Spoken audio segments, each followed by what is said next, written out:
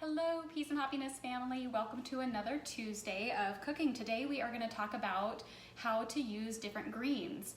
If you saw the photo, I was holding a giant basket of almost all greens from our CSA this week. And so I want to take you on a quick tour of what I got, and then I'm going to actually prepare some beet greens for our dinner tonight. This is one of my super fast, easy ways of easy dinners that I like to make that's also really healthy. So in my basket this week, I got a bunch of spinach. This is actually a whole spinach plant, you can kind of see. I washed all of this all at once when I first got it, and now since it's a whole plant, it's super easy to prepare. I just lay it down on my cutting board and just chop up the leaves. So that's a super easy option. Spinach. Okay, another thing I got in my basket was bok choy. I don't know if you knew this, but bok choy is my husband Patrick's spirit vegetable. It's because he may not be very well known, but once you do get to know him, he's very likable. So bok choy is super easy to prepare. I like to think of it kind of like a celery. You can see that you can actually pull off the individual stalks, and then that stalk you can chop, and you eat both the stalk and the leaf. So make sure you wash the individual pieces of this. This came from the farm, so it is dirty. My first recommendation when you get your greens from the farmer's market is to fill up your water or your sink with cold water.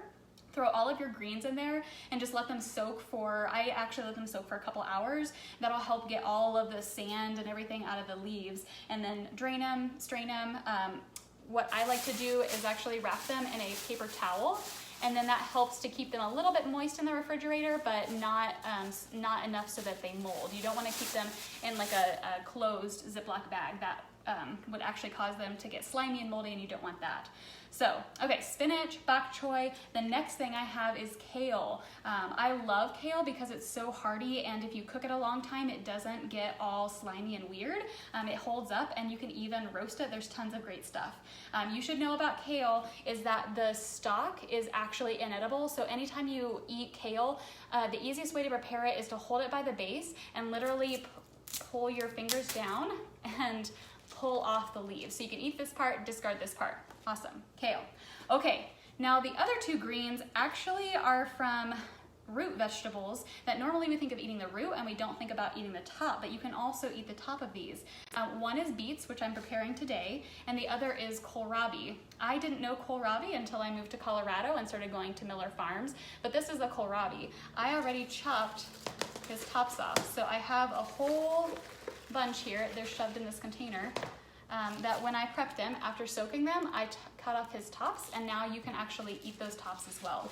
So I'm gonna do that today with our beet greens because I don't like food to go to waste, and this is a really nutritious part of the vegetable. All of these veggies, all of these green leafy vegetables are really high in vitamin K, vitamin A, vitamin C, tons of different phytochemicals.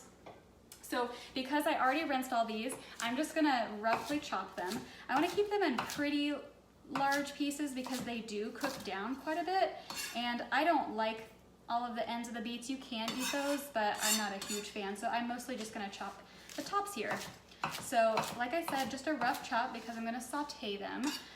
Again, I'm gonna saute these instead of steaming them because it gives better flavor. Anytime you cook with oil, because oil is a flavor carrier, it's gonna taste better typically than steaming.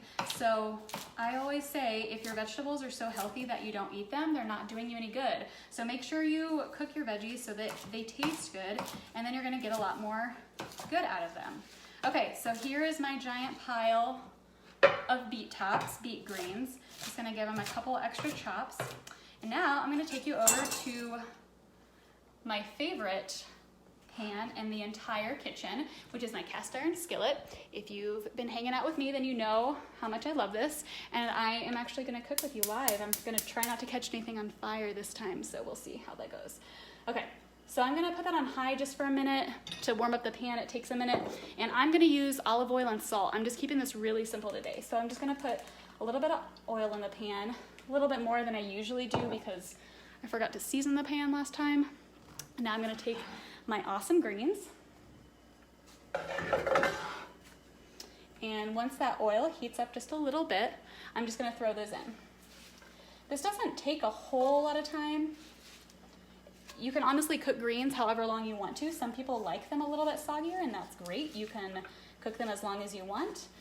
If your greens have been sitting in the refrigerator and maybe they've lost a little bit of their crisp, you can make them crispy again by soaking them in some cold water. So just a pro tip, it happens to everybody, but that's a super easy way to crisp up your greens a little bit. All right, so we're just gonna stir those in, and then I'll throw a little bit of salt in there. You can salt to taste. Another thing that I like to do is use soy sauce. And we are gonna serve these greens with scrambled eggs. So again, a super easy meal, vegetarian if that interests you, but you could also really easily throw a burger on the grill, some chicken on the grill, add some chickpeas to this, make it a vegan meal, cook some quinoa to go with it, and that's literally all we do. So I'll post a picture of our finished meal once it's done, but this is actually one of our favorite breakfast ideas, is to just do some greens, do some scrambled eggs or fried eggs.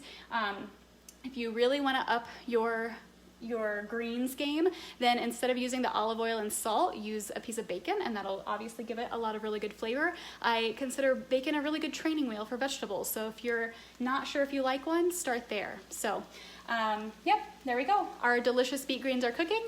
Oil, salt, greens, and some scrambled eggs for the protein. So thanks everybody for joining me. I also wanted to invite everybody. I have a link posted in the description of the video. If anybody is interested in some more support, I actually am just launching a Peas and Hoppy community. So for anybody who is subscribed to the meal guides, it's only $5 a month to join the group. It's a private Facebook group. And we're all gonna be there just to support each other. Every Thursday, I'll do a walkthrough of the meal guide for that week and point out a couple of helpful tips. There's a link to a free trial there. It's actually the link to the group, so just request to join and I will get you a free month to try it out and see how it goes for you. So yeah, leave a comment if you have a favorite way to make your greens. They are plentiful and I love getting new ideas. So thanks everybody for joining me and happy Tuesday. Bye.